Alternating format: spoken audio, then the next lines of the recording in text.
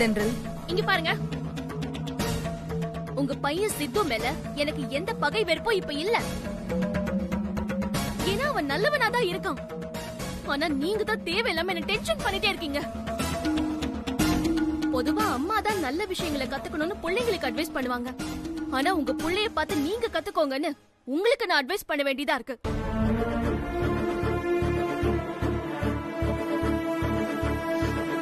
அனாவசியமா நீங்க எதுவும் சொல்ல வேண்டாம். அது உங்களுக்கு எப்படி இருக்கும்னு தெரியல. ஆனா எனக்கு ரொம்ப தர்ம சங்கடமா இருக்கு. தயவு செஞ்சு இந்த கல்யாணத்தை நிறுத்துறத பத்தி இனிமே என்கிட்ட பேசாதீங்க ப்ளீஸ். இல்லம்மா, இனிமே நான் எதுவுமே பேசல. நான் உன்கிட்ட சில ஆதாரங்களை காட்டுறேன். அதை பார்த்துட்டு நான் பேசலாமா வேணாமாங்கறத நீயே சொல்லு. என்ன ஆதாரத்தை காட்ட போறீங்க? நான் காட்டுறேன். ஒரு 2 நிமிஷம் வெயிட் பண்ணு. நான் ரூம்ல போய் எடுத்துட்டு வரேன். நீங்க என்கிட்ட எந்த ஆதாரத்தையும் காட்ட வேண்டாம். நான் அதை பார்க்கவும் வேண்டாம். ஆளை விடுங்க. இல்ல தென்றல், இரு. முதல்ல நீ அந்த ஆதாரத்தை பாரு. அதுக்கப்புறம் நான் உன்னை எப்பவும் தொந்தரவு பண்ண மாட்டேன். ப்ளீஸ் தென்றல், இங்கேயே இரு. 2 நிமிஷம் தான். இங்கேயே நில்லு. நான் எடுத்துட்டு வந்துடுறேன். சரியா?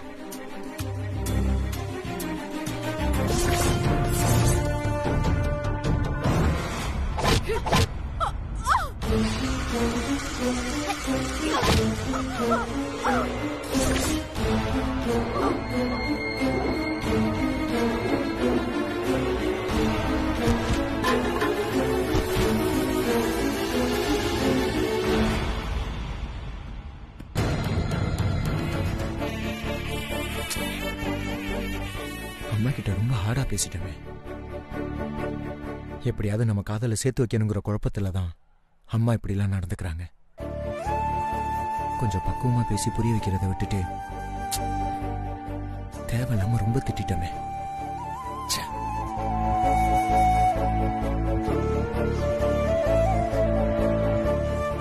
அம்மாக்கு ஃபோன் பண்ணலாமா?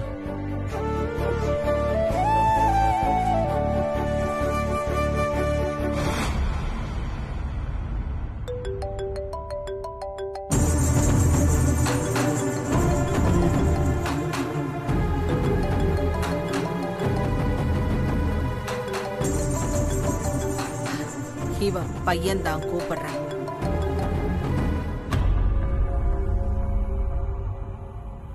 போனை எடுக்க மாட்டேங்கிறாங்க. நம்ம மேல ரொம்ப கோவமா இருக்காங்க போல இருக்கு.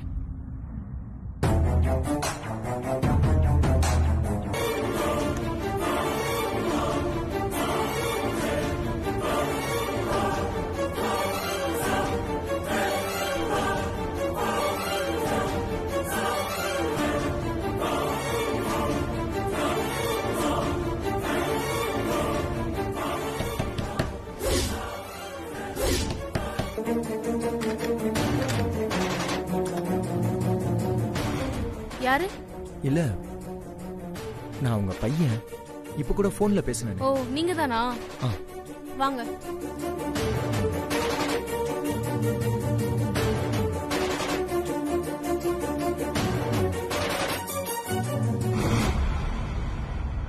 அம்மா எப்ப தூங்குனாங்க? கொஞ்ச நேரத்துக்கு முன்னாடி தான்ப்பா. ரொம்ப தலைவலிக்குதுன்னு சொன்னாங்க. நான் மாத்திரை கொடுத்தேன். அத போட்ட கொஞ்ச நேரத்திலேயே அசந்து தூங்கிட்டாங்கப்பா.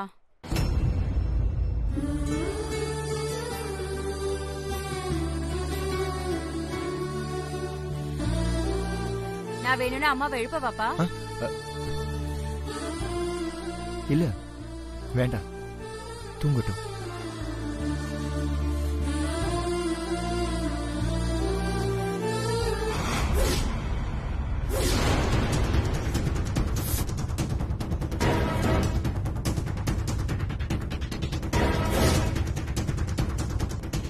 தம்பி, அம்மா அசந்து தூங்கிட்டு இருக்காங்க. நீ நாளைக்கு வந்து பாரு. சரி.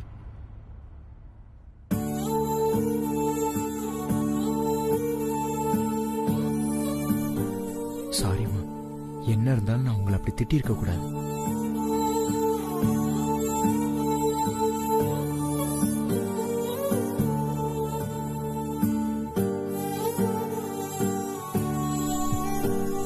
பாத்துக்கோங்க. சரிப்பா.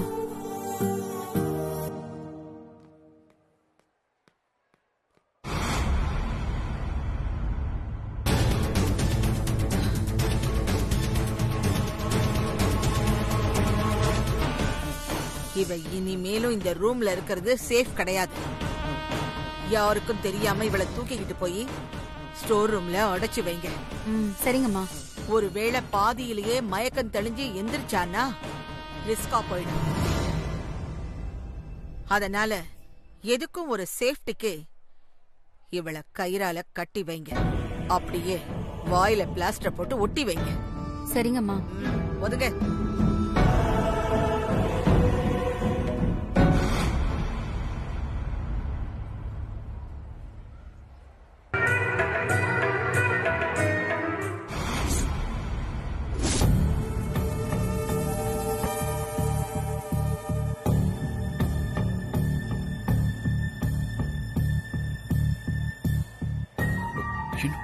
செயின்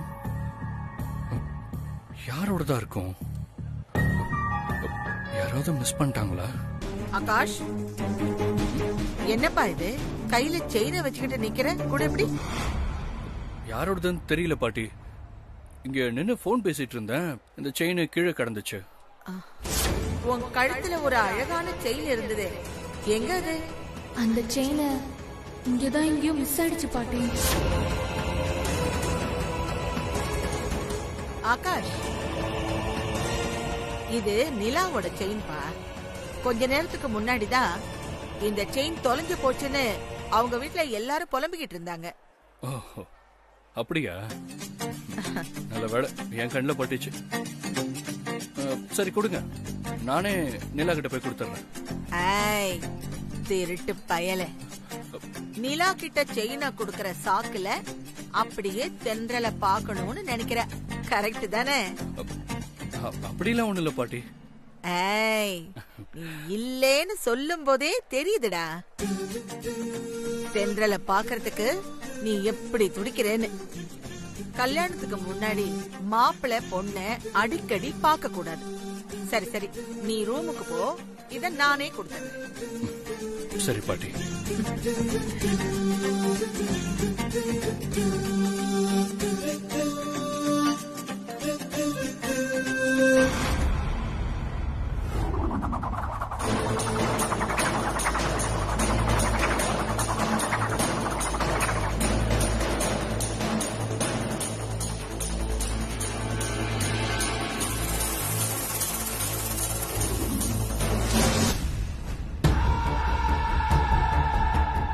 இது பார்க்க கவரிங் செயின் மாதிரி இருக்கு. கவரிங் தான் தங்கம்னு சொல்லி என்ன ஏமாத்தினாங்களா?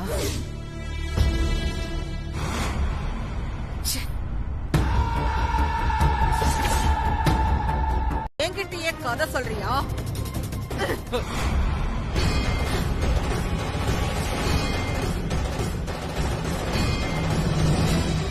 நகை தொலைஞ்சு போச்சுன்னு நீங்க தேடிக்கிட்டு இருந்தப்போ நானா வந்து ஆறுதல் சொல்லி, பரவாயில்ல விடுங்க, நான் புதுசு வாங்கி தரேன்னு சொன்னேன்ல, அப்பவாவது என்கிட்ட உண்மையை சொல்லி இருக்கலாம்ல.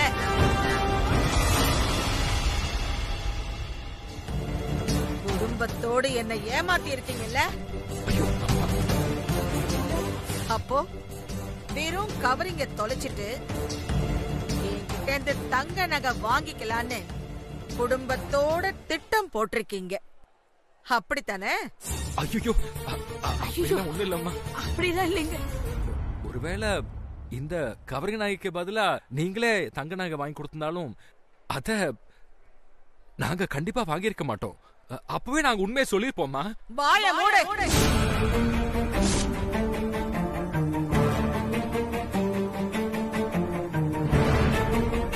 உண்மை எனக்கு தெரிஞ்சிடுச்சுன்னு சொல்லி மாத்தி பேசுறியா? இல்லம்மா, அப்படியெல்லாம் எதுவும் இல்லம்மா.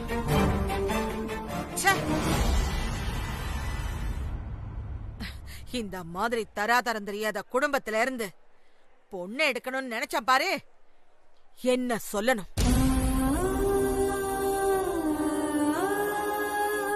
என்கிட்ட கேட்டிருந்தா நானே எத்தனை பவுன் வேணும்னாலும் வாங்கி கொடுத்திருப்பேன்ல.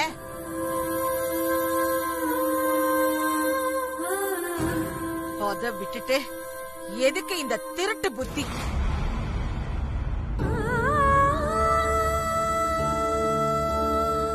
இப்படி ஒரு திருட்டு புத்தி நிம்மதியோட வாழறதுக்கு பதிலா குடும்பத்தோட தட்டு ஏந்திக்கிட்டு ஏதாவது கோயில் வாசல்ல போய் பிச்சை எடுக்கலாம். அம்மா போதுமா, செய்யறது திருட்டுத்தனம், இதுல ரோஷம் வேறையா? அம்மா வேண்டாம், தயவு செஞ்சு புரிஞ்சுக்குங்க. நாங்க யாரும் உங்களை ஏமாத்தணும்னு நினைக்கல. நீங்க அவசரமா கல்யாணம் வச்சதுனால எங்களால பணம் புரட்ட முடியல. அக்கம் பக்கத்துல இரவலா கூட கேட்டோம், கிடைக்கல. அதான் வெறுங்கழுத்தோட வந்தா உங்களுக்கு மரியாதை இருக்காதுன்னு தான் கவரிங் நகையை போட்டுட்டு வரலான்னு போட்டுக்கிட்டு வந்தோம். ஓ, கவரிங் நகை போட்டுட்டு வந்தா மட்டும் எனக்கு மரியாதை கிடைச்சிடுமா?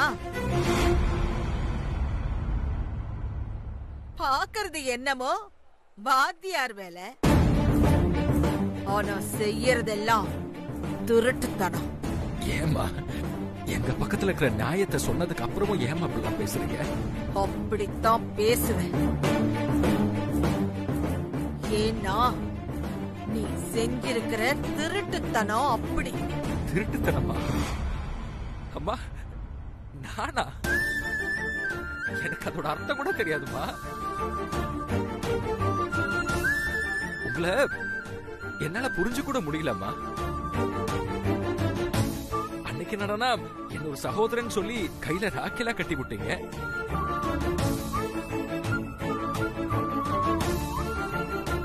இன்னைக்கு யாரோ மூணாவது மனுஷன் மாதிரி இப்படி அவமானப்படுறீங்களே என்ன? அடச்சே, உன் கையில ராக்கி கயிறு கட்டுனா நீயும் நானும் சமமாயிட முடியுமா? நான் என்னைக்கும் கோபுர உச்சியில இருக்கிறவன், ஆனா நீ தரையில உக்காந்து கோபுரத்தை அண்ணாந்து பாக்குறவன்.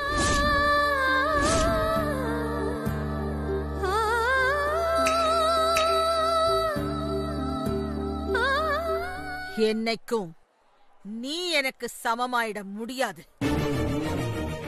பணக்காரங்கன்னா இப்படிதான் போன இருக்கு. தேவைக்கேத்த மாதிரி நிறத்தை மாத்திப்பாங்க. நீங்களும் உங்க பணக்கார புத்தியை காட்டிட்டீங்கல்ல. என்ன சொன்ன?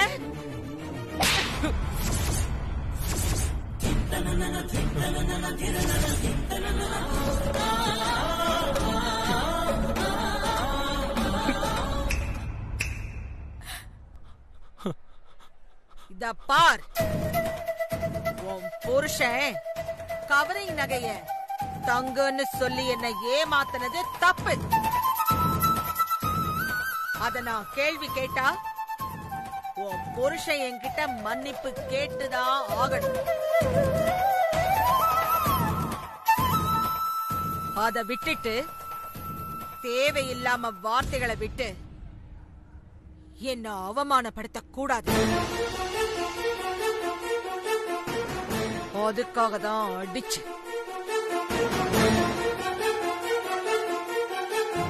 உடனே இத போய் உன் பொண்ணு தென்றல் கிட்ட தெரியப்படுத்திக்கிட்டு இருக்காத.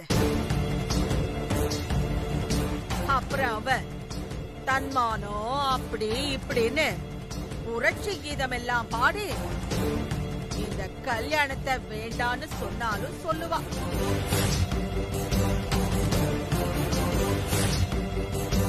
அதனால எனக்கு ஒன்னும் நஷ்டம் இல்லை. உன் பொண்ணு வாழ்க்கை தான் வீணா போகும்.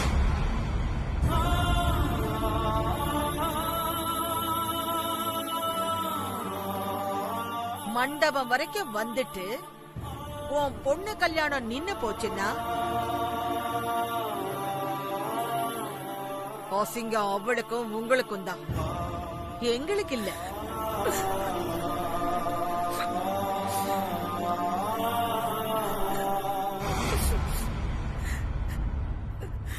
உங்களுக்கு உங்க பொண்ணு வாழ்க்கை தான் முக்கியம். அதனால இந்த 4 செவத்துக்குள்ள நடந்த விஷயத்தை இதோட மறந்துட்டு ஆக வேண்டிய வேலைய பாருங்க. புரியுதா?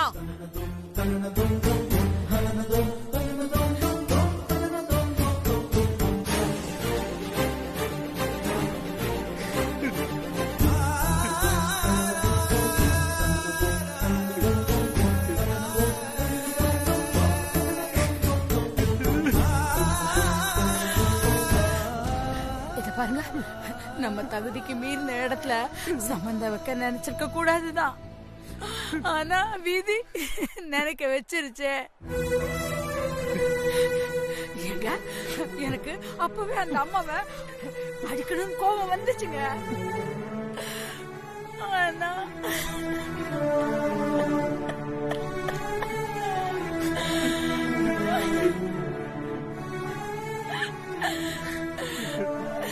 முடியலைங்க. நம்ம தன்மானமா பொண்ணு வாழ்க்கையான்னு பார்த்தா பொண்ணு வாழ்க்கை தாங்க எனக்கு முக்கியமா பட்டுச்சு.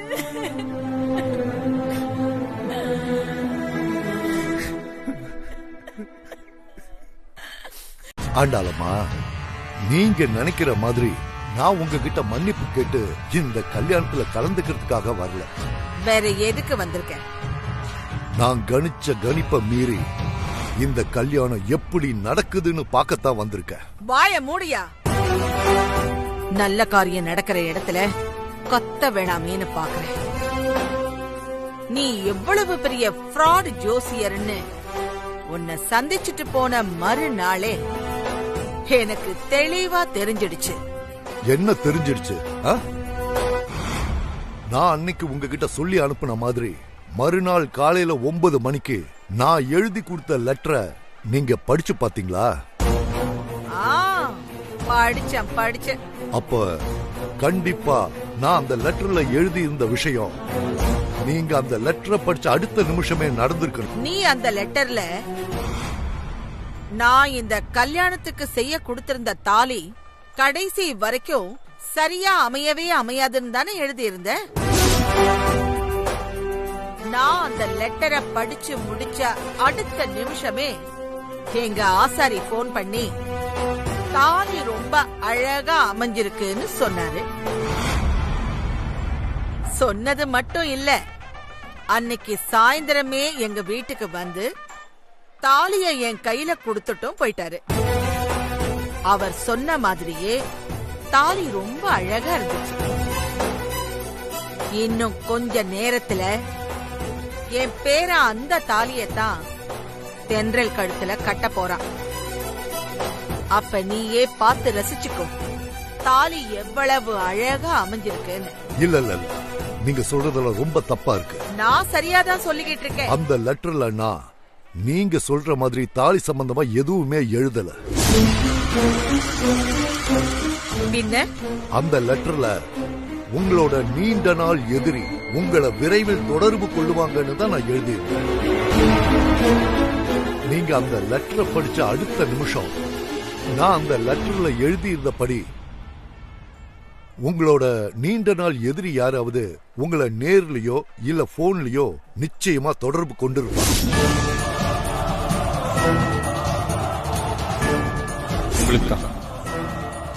யார்கிட்ட இருந்து தெரியல பாட்டி. பிரம்மா ட்ரெஸ் ஆண்டாள், 25 வருஷத்துக்கு முன்னாடி நீ எனக்கு பண்ண அநியாயத்துக்கு பதில் சொல்ல வேண்டிய காலம் வந்துருச்சு. இதுவரைக்கும் நீ ஆடின ஆட்டம் எல்லாம் மொத்தமா அடங்க போறதுக்கான நேரம் வந்துருச்சு. இனிமே உன்னோட சாம்ராஜ்யம் அத்தனையும் மொத்தமா உன் கண்ணு முன்னாடியே சரிய போகுது. இப்படிக்கு உன்னால் பாதிக்கப்பட்ட பல பெண்களில் ஒருத்தி.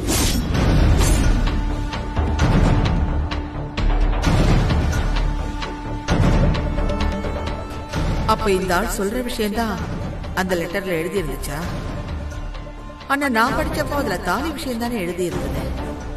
அப்படின்னா லெட்டர் யாராவது மாத்தி எழுதி வச்சிருந்தாங்களா? யார் மாத்தினாங்க? எதுக்காக மாத்தினாங்க? என்ன ஆண்டாளம்மா, என்கிட்ட அடுத்து என்ன பொய் சொல்லலாம்னு யோசிக்கிறீங்களா?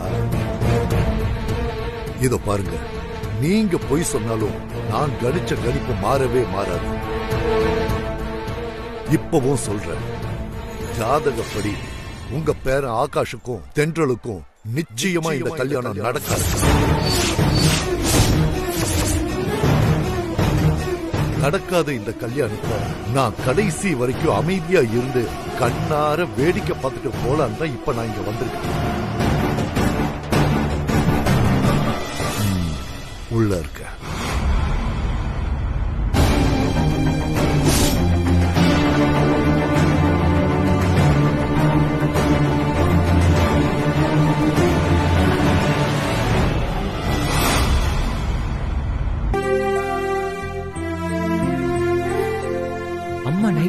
ரூம்ல தானே தூங்கிட்டு இருந்தாங்க. தலைவலின்னு படுத்துக்கிட்டு இருக்கிறதா சொன்னாங்க. ஒருவேளை இன்னும் தலைவலி சரியாகலையோ, டைம் போறது கூட தெரியாம அசந்து தூங்கிட்டு இருக்காங்களோ.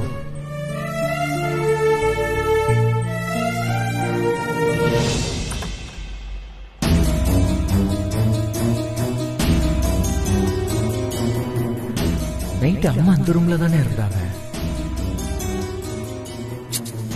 எங்க போனாங்க?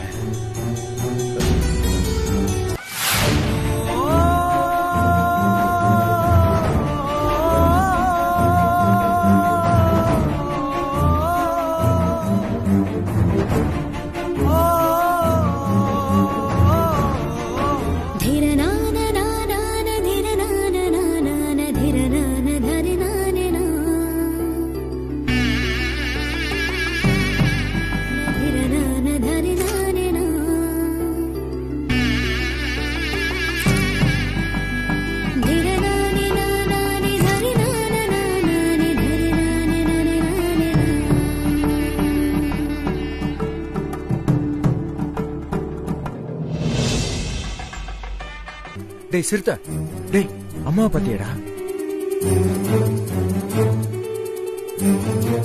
டேய் உன்னதான்டா கேக்குறேன், அம்மாவை பாத்தியா? தெரியல. ஒரு வேளை வீட்டுக்கு போனாலும் போயிருப்பாங்க. என்னடா சொல்ற? பின்ன எனக்கே இங்க இருக்க பிடிக்கல, அவங்க மட்டும் எப்படா இருப்பாங்க? நீ எல்லாம் ஒரு மனுஷனாடா? உன்னைய திண்டல சேர்த்து வைக்கிறதுக்காக அம்மா எவ்வளவு போராடினாங்க. ஆனா நீ கடைசி வரைக்கும் அவங்களை புரிஞ்சுக்கவே இல்லையாடா? இதோ இப்ப ஆகாஷ்க்கும் திண்டலுக்கும் கல்யாணமே நடக்க போகுது. அந்த ஆகாஷ் மனமேடைக்கே போயிட்டான். போய் மைக்க பிடிச்சுக்கிட்டு ஆனந்தம் ஆனந்தம் பாடும், மனம் ஆசையின் ஊஞ்சலில் ஆடும் பாட்டு பாடு. போடா, நீ அதுக்கு தானே வந்திருக்க. இந்த கொடுமையெல்லாம் எப்படி அவங்களால பார்க்க முடியும்? அதான் கிளம்பி போயிட்டாங்க. டேய் போடா, இத பார்த்தாலே எனக்கு பத்திக்கிட்டு எரியுது. டேய் அம்மா என்கிட்ட சொல்லாம வீட்டுக்கு போயிருக்க மாட்டாங்க. மண்டபம் ஃபுல்லா தேடிட்டேன், அவங்களை எங்கேயுமே பார்க்க முடியல. அம்மா கண்டிப்பா இங்க எங்கேயோ தான் இருக்காங்க. அவங்க ஏதோ ஆபத்துல இருக்காங்களோன்னு எனக்கு தோணுதுடா. இப்ப எதுக்கு நீ சம்பந்தம் இல்லாம ஆபத்துக்கு பத்தி பேசிக்கிட்டு இருக்க? அம்மாவுக்கு என்ன ஆபத்து இருக்க போகுது? டேய் தெரியலடா, ஆனா என் உள் மனசு அப்படித்தான் சொல்லுது. எனக்கு என்னமோ பயமா இருக்குடா. டேய் என்னடா சொல்ற? இதை ஏன் நீ முன்னாடி சொல்லல? சரிடா, நீ ஒரு பக்கமா தேடு, நானும் போய் அம்மாவை தேடுறேன். போ.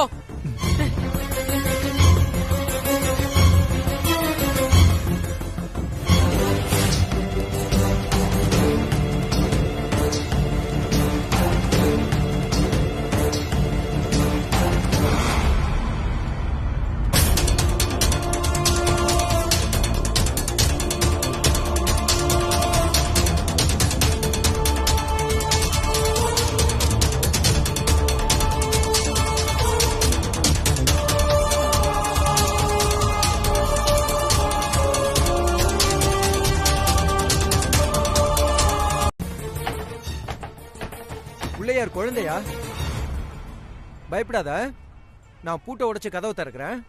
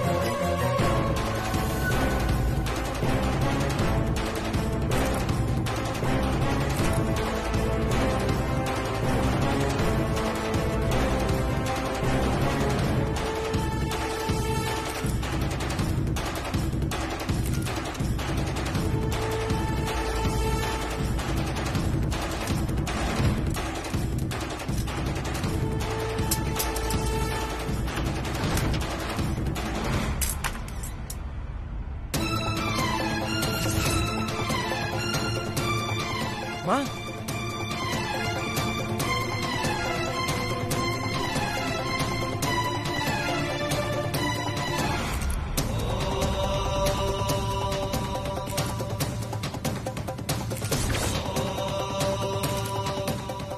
மா யாருமா உங்களை இப்படி கட்டி போட்டா?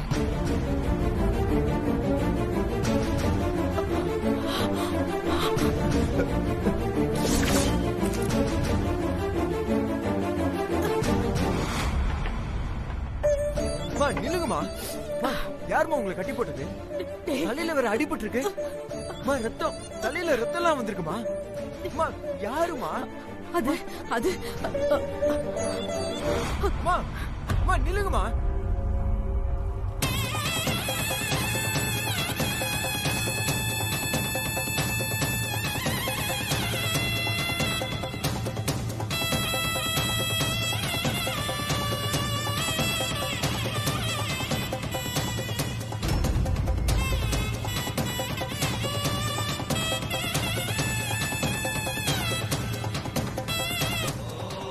கெட்டி மேளம்.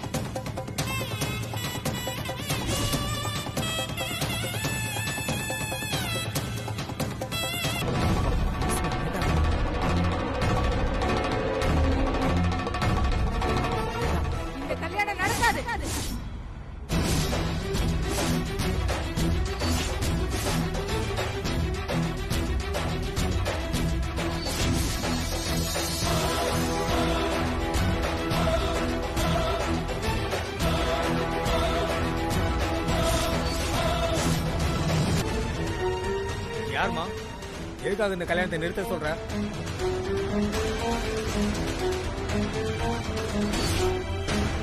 ஒரு நிமிஷம். சிறுத்தை, மேல என் ரூம்ல பேக் இருக்கு, போய் எடுத்துட்டு வா. அம்மா, போய் எடுத்துட்டு வா. வேணாண்டா.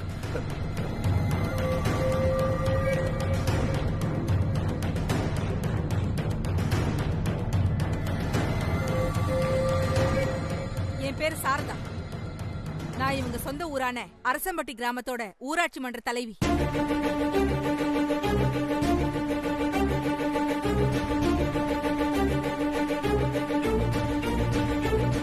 பத்து நாளைக்கு முன்னாடி இந்த பொண்ணு வேலை செய்யற பிக் எஃப்எம்ல என்ன இன்டர்வியூ எடுத்தா.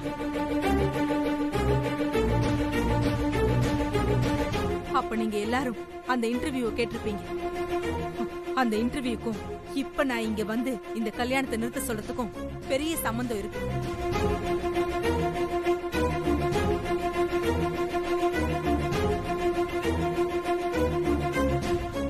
என்ன மாதிரியே இந்த பொண்ணோட வாழ்க்கையும் வீணாயிடக்கூடாதுங்கிறதுக்காக தான் நான் இந்த கல்யாணத்தையே நிறுத்த சொல்றேன். போதும், நிறுத்துங்க.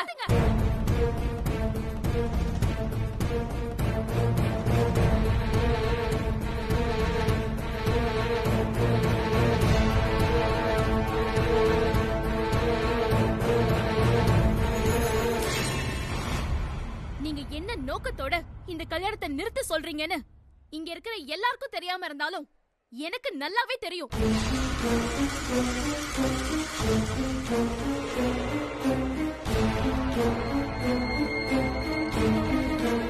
உங்களோட இந்த நோக்கம் என்னைக்கும் நிறைவேறாது. உங்க இஷ்டத்துக்கு எதையாவது சொல்லி எல்லாரையும் குழப்பி எப்படியாவது இந்த கல்யாணத்தை நிறுத்தலான்னு பாக்குறீங்கல்ல?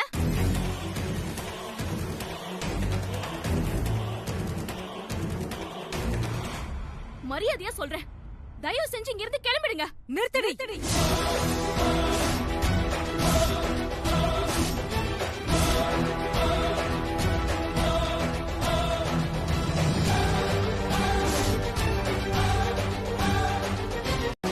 ஆண்டி, நீங்க சொல்லுங்க ஆண்டி, அது என்ன உண்மை?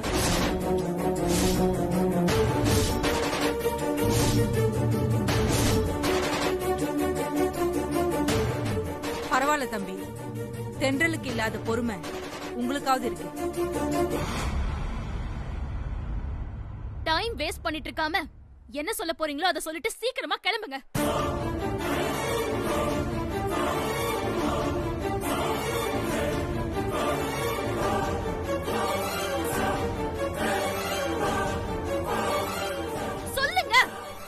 சொல்றேன். அன்னைக்கு ரேடியோ இன்டர்வியூல மாமியாருங்கிற பேர்ல என் வாழ்க்கையை நாசமாக்குன சீமாட்டி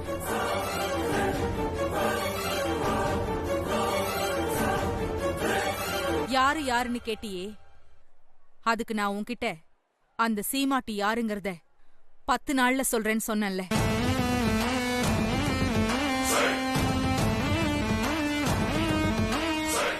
இன்னைக்குதான் அந்த 10வது நாள்.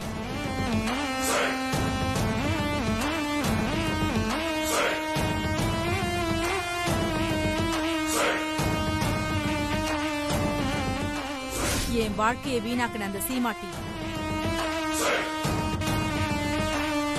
மனசாட்சியே இல்லாம என் வயித்துல வளர்ந்த கருவை அழிக்க சொல்லி எனக்கு விஷம் கொடுக்க முயற்சி பண்ண அந்த சீமாட்டி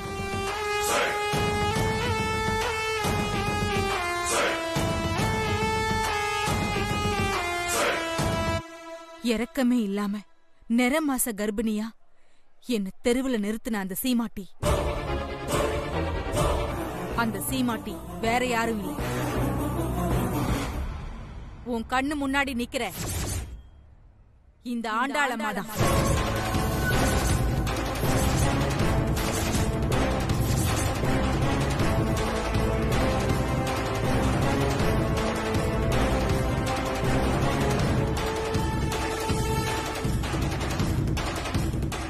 நான் இவங்களோட முதல் மருமகன்.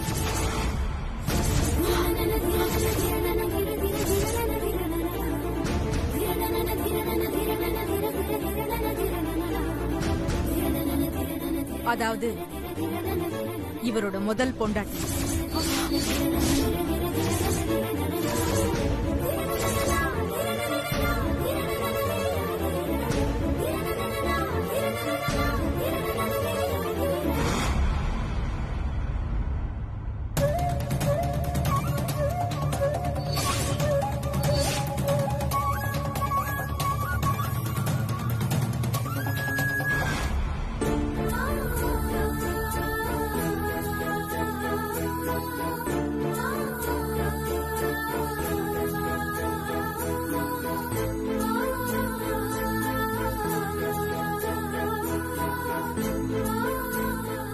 எனக்கும் இவருக்கும் பிறந்த என் புள்ள இந்த சித்துதான்.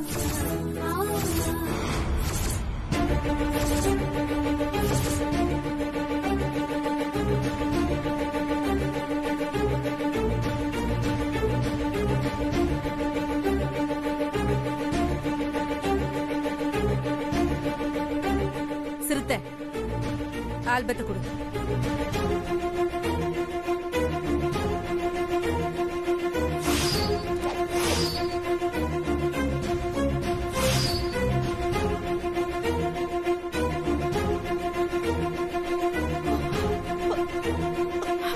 ஐயோ மாதவி,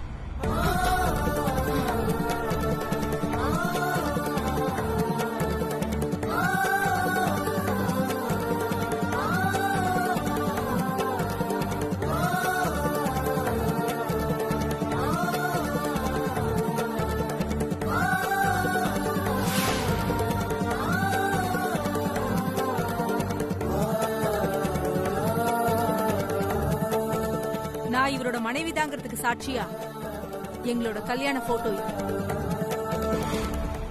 ரேடியோல உன் குரலை கேட்டு உன்னை ரொம்ப புடிச்சு போனதுனாலதான்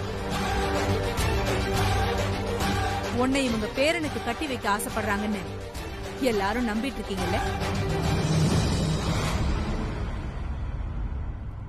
அது இவங்க சொன்ன 100% வடிகட்டின பொய்.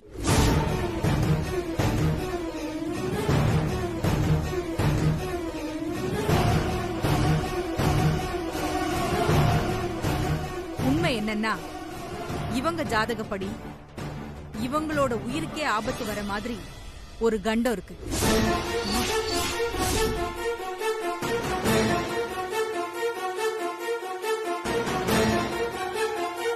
அந்த கண்டத்துல இருந்து தப்பிச்சு தன்னோட உயிரை காப்பாத்திக்கணும்னா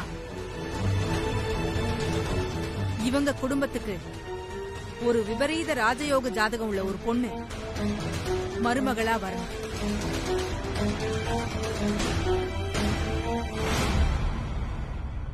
அப்படி ஒரு அபூர்வமான ராஜயோகம் உள்ள ஒரு பொண்ணு நீதான்.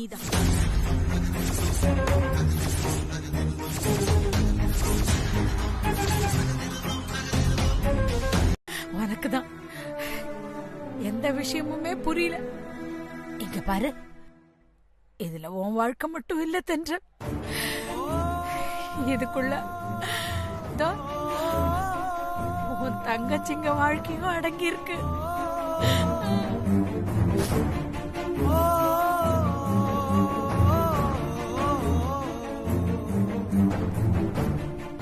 மணமேடை வரைக்கும் வந்துட்டு உனக்கு கல்யாணம் நடக்காம போயிடுச்சுன்னா அபசகுணமா போயிடுண்டி.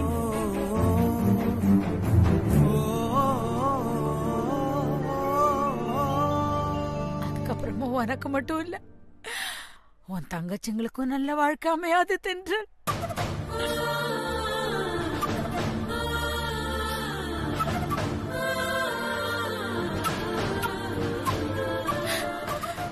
அதுக்கப்புறம் பெத்த 3 பொண்ணுங்களையும் கரை சேர்க்க தெரியாம நானும் உங்க அப்பாவும் தவிக்கிற தவிப்ப வார்த்தையால சொல்ல முடியாது. நீ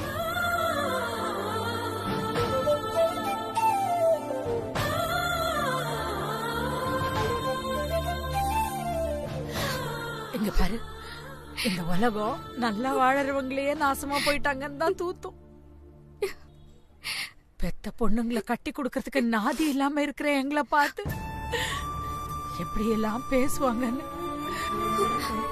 கொஞ்சம் யோசிச்சு பாரு.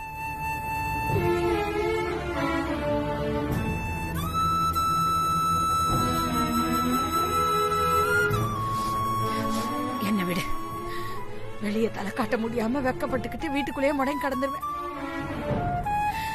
பாரு, அப்பாவை நினைச்சு பாரு. அந்த மனுஷன் 4 இடத்துக்கு போறவரு வரவர்.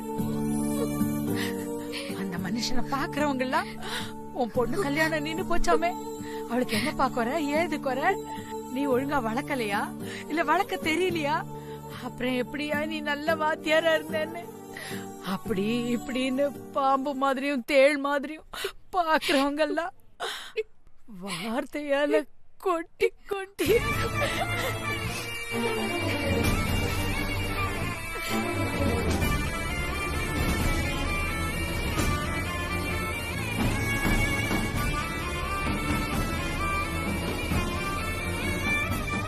இது வரைக்கும் உன் அப்பா கிட்ட பணம் இல்லைனாலும் நல்ல குணம் இருக்குன்னு சொல்லி பாக்குறவங்க எல்லாம் அவருக்கு மரியாதை கொடுத்துதான் நீ பாத்திருக்க.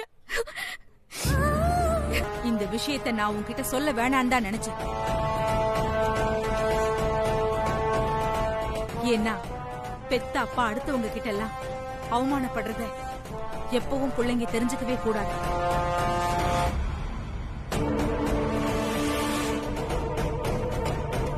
அப்படி ஒரு கொடுமை எந்த அப்பனுக்கும் பிள்ளைக்கும் இருக்கவே கூடாது.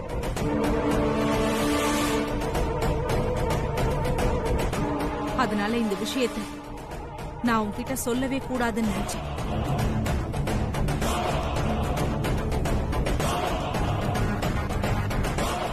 ஆனா சொல்ல வேண்டிய சூழ்நிலையை நீயே உருவாக்கிட்ட. என்ன சொல்றீங்க? எங்க அப்பாவை யார் அவமானப்படுத்தினாங்க? வேற யாரு? எல்லாம் இந்த ஆண்டாள மாட.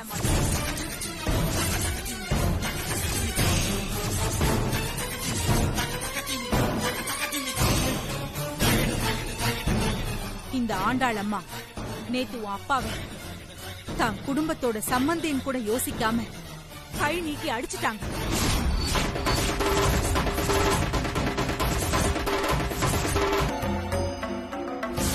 என்னடா என்னோட சகோதரன் சொல்லி கையில ராக்கிலாம் கட்டி விட்டீங்க. இன்னைக்கு யாரோ 3வது மனுஷன் மாதிரி இப்படி அவமானப்படுறீங்களே.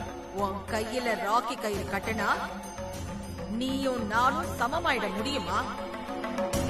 நான் என்னைக்கும் கோபுர உச்சியில இருக்கிறவன். ஆனா நீ தரையில உட்கார்ந்து கோபுரத்தை அண்ணாந்து பாக்குற. என்னைக்கும் நீ எனக்கு சமமாயிட முடியாது. நீங்களும் உங்க பணக்கார புத்தியை காட்டிட்டீங்கல்ல. என்ன சொன்ன?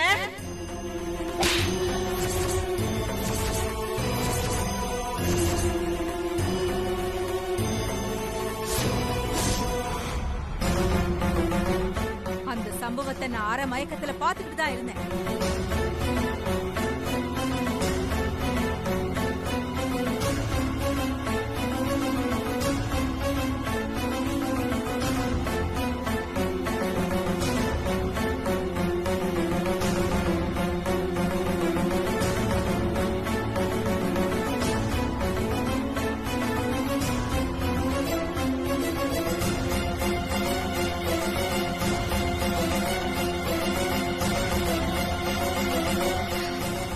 அப்பா,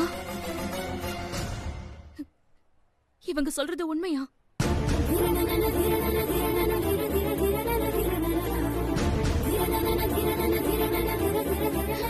ஆண்டாள் பாட்டி உங்களை அடிச்சாங்களாப்பா? எங்க எங்க அப்படிலாம் எதுவும் நடக்கல. சொல்லுங்க.